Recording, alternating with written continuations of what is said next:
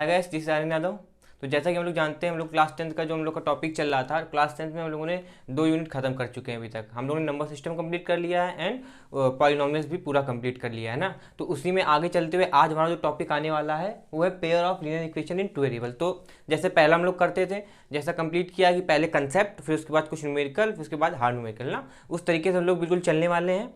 And तो आज की वीडियो स्टार्ट करने से पहले आप लोगों से रिक्वेस्ट है, अगर जो लोग नए हैं वो लोग प्लीज़, अगर आपने नंबर सिस्टम की सीरीज नहीं देखी वो देखिए जाकर, है ना, और पॉलिनोमियल्स की भी देखिए, आपको बहुत ही बेनिफिट्स होने वाला है। प्रोवाइड करते हैं, आपको अच्छा लगता है तो प्लीज़ वीडियो को शेयर कीजिए एंड ज़्यादा से ज़्यादा लाइक एंड सब्सक्राइब भी कीजिए, ठीक है। और हाँ, वीडियो को लास्ट तक जरूर देखिए, क्योंकि आप लोग अगर स्किप कर देंगे तो आपको जो मेन कंटेंट है वो आप तक नहीं आएगा, ठीक है। तो लास्ट तक जरूर देखिए और एक एक पॉइंट को ध्यान से समझिएगा क्या बात करने वाले हैं। तो आज का टॉपिक हम लोग स्टार्ट करते हैं। तो आज का टॉपिक है हमारा क्या, pair of linear equation in two variables, ठीक है।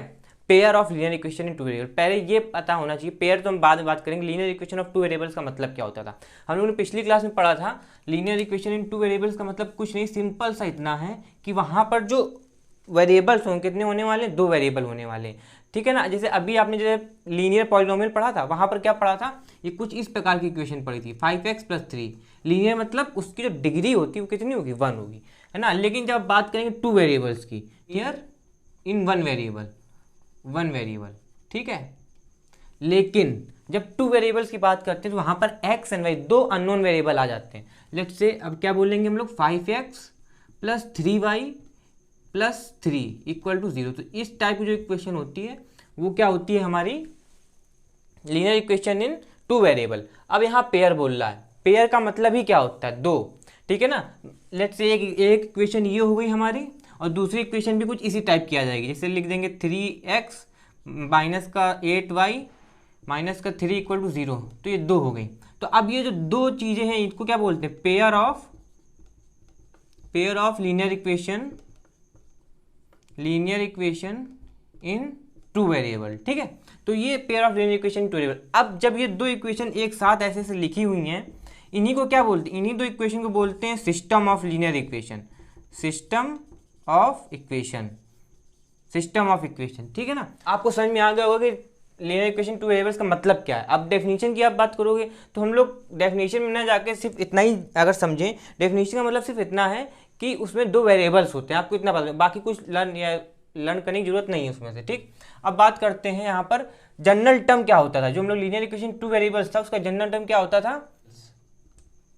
तो यहाँ जनरल फॉर्म क्या होता था, वो होता था कुछ इस प्रकार, अगर आप लोग को याद हो, ax + by + c = 0, ये होता था, ठीक है ना। अब यहाँ पेयर बोल रहा है तो हम लोग कैसे बना देंगे, देखो, a1x + b1y + c1 = 0, a2x + b2y + c2 = 0।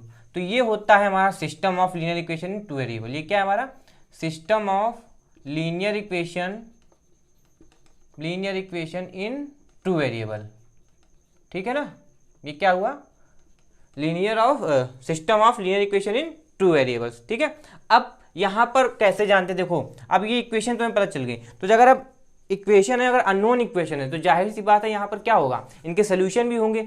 तो हम अगर इंडिविजुअल की बात करेंगे तो सोल्यूशन अलग होगा, लेकिन जब सिस्टम की बात करेंगे, ठीक है ना, जब हम सिस्टम के सोल्यूशन बताते हैं तो इसका मतलब यहाँ पर सिंपल ये होता है कि वो x एंड y की वो वैल्यूज जहाँ पर ये दोनों इक्वेशन को सेटिस्फाई करेगा, x एंड y की वो वैल्यूज जो इन दोनों सिस्टम को सेटिस्फाई करेगा। ये जो सिस्टम है इसको सेटिस्फाई करेगा। अगर नहीं समझ आया तो एग्जांपल लेते हैं। लेट्स से एग्जांपल लिया हमने, x + y = 1 and 2x - 3y = 7, ठीक है ना। ये देखो, ये इक्वेशन हमारी पहली है और ये इक्वेशन 2 है।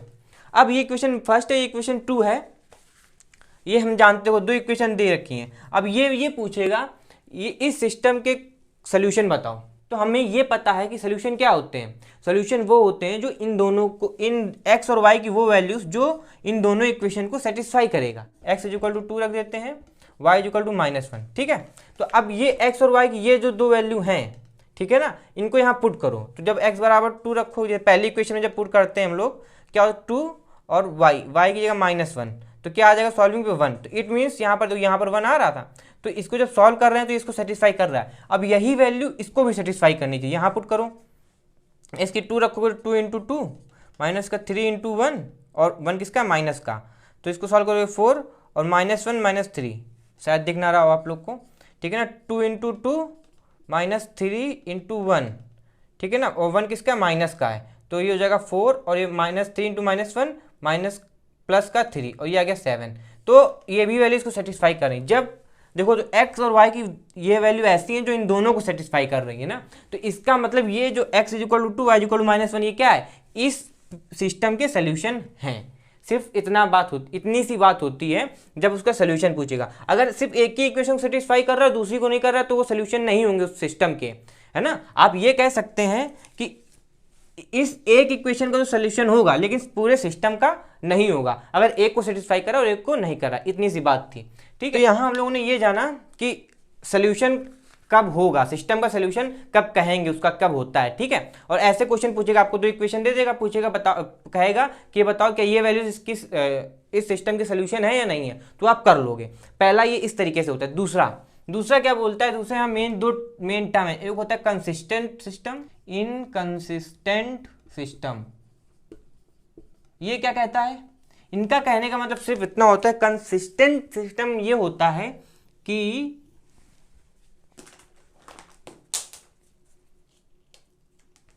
कंसिस्टेंट सिस्टम ये होता है कि हम लोग जब इसके सोल्यूशन निकालेंगे तो एटलीस्ट वन सोल्यूशन तो होगा ही, एटलीस्ट वन सोल्यूशन एग्जिस्ट।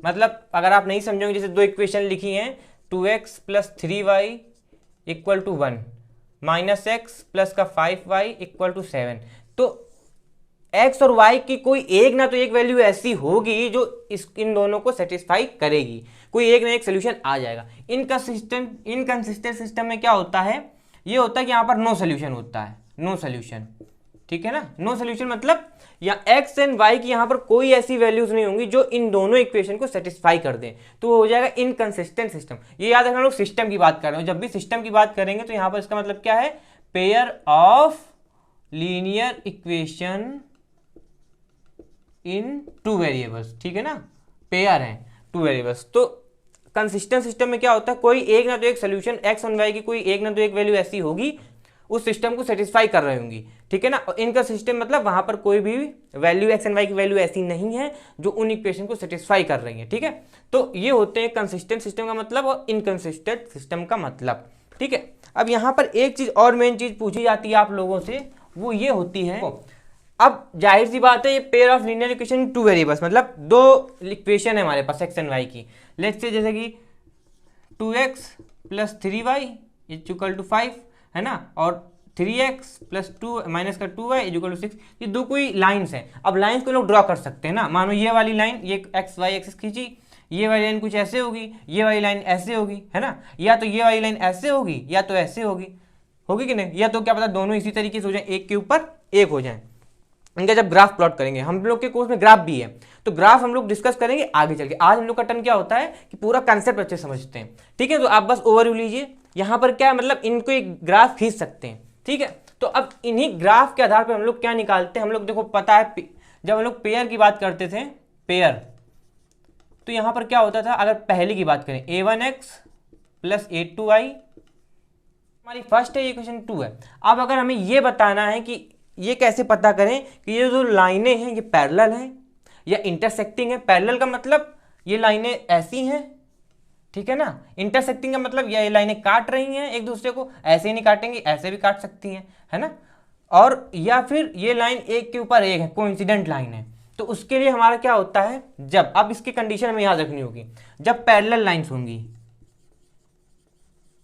तो देखो पैरेलल लाइंस और ये तीन चीजें हमको पता होनी चाहिए। क्वेश्चन क्या पूछेगा, आपको दो लाइंस मतलब सिस्टम दे देगा एक, और पूछेगा बताओ कि वो जो लाइंस हैं, वो जो लाइनें हैं उसमें वो क्या पैरेलल है, क्या वो इंटरसेक्टिंग है, क्या वो कोइंसिडेंट है। तो वो कैसे पता लगाते थे, अगर पैरेलल होता था तो हम लोग यहाँ जो इसके x के कोफिशिएंट है ये और y के कोफिशिएंट है ये, और जो c1 जो कांस्टेंट है, इनके बीच का रिलेशन से पता करते थे कि पैरेलल है कि क्या है। और वो रिलेशन क्या होता था, वो ये होता था कि a1 अपॉन a2 चेक करते थे, और B1/B2 चेक करते थे और C1/C2 चेक करते थे। तो जब A1/A2 इक्वल टू B1/B2 होगा लेकिन C1/C2 इक्वल नहीं होगा, तो एक ऐसी लाइन्स होती थी, ये होती थी हमारी पैरेलल लाइन्स, ठीक है ना। मतलब A1/A2 is equal to B1/B2 doesn't equal to C1/C2। मतलब यहाँ पर जैसे 2 है, यहाँ पर 6 है, यहाँ पर 5 है, यहाँ पर 10 है, कुछ ऐसी वैल्यूज हैं, ठीक है ना। लेट्स से एक एग्जांपल ले लेते हैं हम। ये होता है जैसे 2x प्लस का 3y प्लस का 5, ठीक है ना। ये वैल्यू होती 4x प्लस का 6y, है ना, एंड ये 6। तो अब ये बताओ कि ये जो लाइंस हैं, ये जो सिस्टम है, ये पैरेलल लाइंस का या इंटरसेक्टिंग लाइन का, किस लाइन का है। तो क्या करते हैं हम लोग, ये चेक कर रहे होते हैं। अब इसको जब चेक करोगे देखो, तो A1 ये है, A2 ये है, तो 2/4 हो जाएगा। और B1/B2 क्या है, B1 3 है और B2 6 है, 3/6 हो जाएगा। और C1/C2 क्या है, 5/6। तो देखो इसको सॉल्व करिए, हो जाएगा 1/2, ये भी 1/2 आ जाएगा और ये नहीं आएगा, तो ये इक्वल नहीं है। तो इट मीन्स ये कैसी लाइन्स हैं, ये पैरेलल लाइन्स हैं। ये दोनों लाइन कैसी हैं, पैरेलल लाइन्स हैं, ठीक है ना। तो ये जो कंडीशन होती थी पैरेलल लाइन्स बात करने के लिए, वो ये होती थी कि हम उनके कोफिशिएंट के बीच रिलेशन देखते थे। A1/A2 इक्वल टू B1/B2 है या C1/C2 है। इंटरसेक्टिंग लाइन में क्या होता था, इंटरसेक्टिंग लाइन में बस सिंपल सा हमें ये चेक करना होता था क्या A1/A2, ठीक है ना, और B1/B2 है। तो यहाँ पर जो कोफिशिएंट और A1/A2 है और B1/B2 ये इक्वल नहीं होने चाहिए। अगर ये इक्वल नहीं है तो लाइन्स कैसी हो जाएंगी, इंटरसेक्टिंग लाइन हो जाएगी। इक्वेशन ली थी, कोई दूसरी इक्वेशन होंगी उसमें पूछ देगा, अगर ये इक्वल नहीं होगा तो वो इंटरसेक्टिंग मीन्स एक दूसरे को कट कर रही होंगी। कोइंसिडेंट लाइन के लिए क्या होता था, यहाँ पर बहुत ही simple, A1/A2 is equal to B1/B2 is equal to C1/C2। हमें यहाँ पर तीनों जो हमारे पास रियल नंबर्स होते थे इनको कंपेयर कर लेते थे। जैसे कि ये A1/A2 B1/B2 C1/C2, अगर ये तीनों इक्वल हैं तो जो सिस्टम है, सिस्टम के पास जो दो लाइनें वो कैसी हैं, कोइंसिडेंट है। तो हम लोगों ने क्या देखा, देखो अगर दो लाइनें दे रखी हैं, कोई सिस्टम दे रखा है, तो अगर पैरेलल लाइंस जानना है तो उसके लिए क्या करेंगे, A1/A2 is equal to B1/B2, लेकिन C1/C2 इक्वल नहीं होना चाहिए। इंटरसेक्टिंग लाइन के लिए क्या होना चाहिए, A1/A2, लेकिन वो B1/B2 के इक्वल नहीं होना चाहिए। कोइंसिडेंट लाइन के लिए तीनों चीजें बराबर होनी चाहिए, मतलब A1/A2 is equal to B1/B2 is equal to C1/C2। तो ये इतना था। और तो पूरे जो pair of linear equation two variables में पूछा गया आप लोगों से, वो सिर्फ इसी से रिलेटेड है और इसी के अंदर सब कुछ पूछते हैं। ज़्यादा कुछ पूछते भी नहीं, तो आप लोगों को डरने की जरूरत भी नहीं। जो मेन क्वेश्चन है वो मैं आपको समझा दूंगा आगे टर्म पे। तो ओवरव्यू सिर्फ इतना ही था। हम लोगों ने क्या क्या पढ़ा कि linear equation in two variables pair क्या होते हैं, सिस्टम क्या होते हैं, उसका सोल्यूशन कैसे होता है। सोल्यूशन कैसे होता था, सिंपल सा सोल्यूशन से हम लोग क्या करते थे, एक्स वाई की वो वैल्यू जो उस सिस्टम को सेटिस्फाई कर रही हो, मतलब दोनों इक्वेशन को सेटिस्फाई कर रहे हो, तो वो उस सिस्टम का सोल्यूशन होता था। दूसरा हम लोगों ने क्या पढ़ा, हम लोगों ने ये जाना कि कंसिस्टेंट और इनकंसिस्टेंट कब होता है। कंसिस्टेंट कब होता है सिस्टम, कंसिस्टेंट सिस्टम हमारा तब होता है जब उसका कोई एक ना तो एक कोई सोल्यूशन होगा, देन एटलीस्ट वन सोल्यूशन होगा। और इनकंसिस्टेंट कब होता है, जब हमारा कोई भी नो सोल्यूशन, ठीक। और फिर तीसरा टॉपिक हम लोगों ने पढ़ा कि अगर कोई सिस्टम दे रखा है तो सिस्टम मतलब वहाँ दो लाइनें होंगी, तो वो दो लाइनें कैसी हैं, पैरेलल हैं। पैरेलल है तो उनके जो A1/A2 इक्वल टू B1/B2, लेकिन वो C1/C2 के इक्वल नहीं होगा, ठीक है। अगर वो इंटरसेक्टिंग है तो A1/A2 doesn't equal to B1/B2। अगर वो कोइंसिडेंट है तो A1/A2 is equal to B1/B2 is equal to C1, तीनों चीजें इक्वल होंगी। तो ये आज का टर्म था, ये सारा ओवरव्यू आज का था, ठीक है। तो इसको आप लोग अच्छे से बुक में भी पढ़ लीजिए। नेक्स्ट टर्म पे आएंगे तो इसके कुछ अच्छे से न्यूमेरिकल लेकर अच्छे वे में पढ़ेंगे कि कैसे हम लोग को न्यूमेरिकल सॉल्व करने होते हैं ना, कितने कठिन न्यूमेरिकल आते हैं, वो सब हम लोग करेंगे। और हाँ, इससे पहले कि हम लोग का एक टर्म आता है, आपसे क्वेश्चन में ये पूछा, जो बोर्ड में ये पूछा जाता है ग्राफिकल मेथड। तो ग्राफ मैंने आपको बताया हुआ है पॉलिनोमियल्स में, लेकिन वहां पर हम लोगों ने कैसे समझा था पॉलिनोमियल्स में, अगर नहीं आप लोगों ने ध्यान से दिया था या जो लोग नए हैं वो लोग पीछे देखिएगा कैसे पॉलिनोमियल्स ग्राफ बनाए थे। मैं इसमें भी बनवाना सिखाऊंगा ग्राफ, लेकिन उसमें भी देखिएगा जाके जो कुछ ग्राफ मैंने बनवाना सिखाए थे कैसे बनाए थे। फिर हम लोग इस पर भी डिस्कस करेंगे, तो क्या हो जाएगा आप लोगों को और अच्छे से आ जाएगा, ठीक है। तो ग्राफ वाला पहले सेक्शन आएगा, फिर उसके बाद हम लोग न्यूमेरिकल्स पे जाएंगे, तो इस तरीके से हमारा ये भी फिनिश हो जाएगा। तो आज के लिए इतना ही रखते हैं। अगर आपको वीडियो कंटेंट अच्छा लगा हो तो प्लीज़ ज़्यादा से ज़्यादा लोगों तक शेयर कीजिए एंड सब्सक्राइब कीजिए, बेल आइकन को जरूर दबाइए जिससे उसका नोटिफिकेशन तुरंत आता रहे, ठीक है ना। तब तक के लिए हैव अ गुड डे।